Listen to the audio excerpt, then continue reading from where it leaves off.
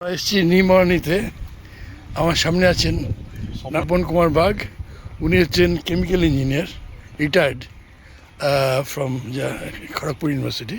তারপর বিভিন্ন জায়গায় কাজ করেছেন। আপনি একটু একটু যদি আপনার কর্মজীবন সম্বন্ধে একটু বলেন।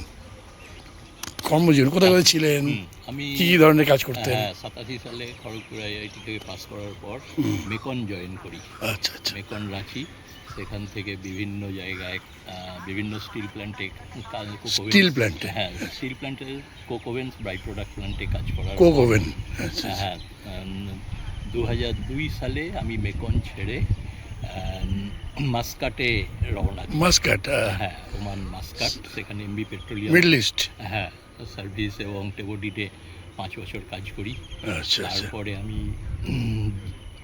2006 থেকে দুবাইতে কাজ করি। ও, হ্যাঁ, এমাইরেটস ন্যাশনাল অয়েল কোম্পানি। আচ্ছা আচ্ছা। এবং 2010 থেকে ড্রাগন অয়েল, এনকেরই সিস্টার কোম্পানি, অফশোর কোম্পানি, তাতে কাজ করি।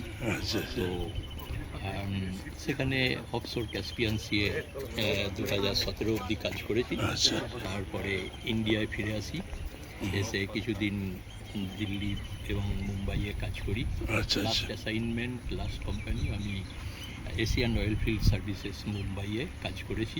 বাহ। ওখানে নাইজেরিয়ার অফশোর প্রজেক্টস।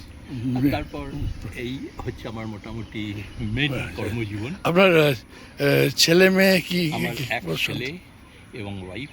ছেলেও কেমিক্যাল ইঞ্জিনিয়ার। আচ্ছা, ছেলে কোথায় আছে? ছেলে এই কলকাতাতেই আছে এখন। আচ্ছা, আপনার সাথেই আছে? হ্যাঁ হ্যাঁ, আমার সাথেই। এবং ছেলেও 4 বছর বিএআরসি এনপিসিআইএল এ কাজ করার পর এনপিসিএল?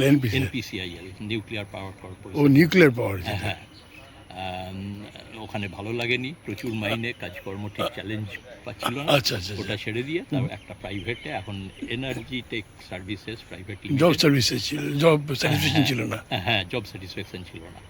তো ওতে কাজ করছে, এখন হি ইজ স্যাটিসফাইড।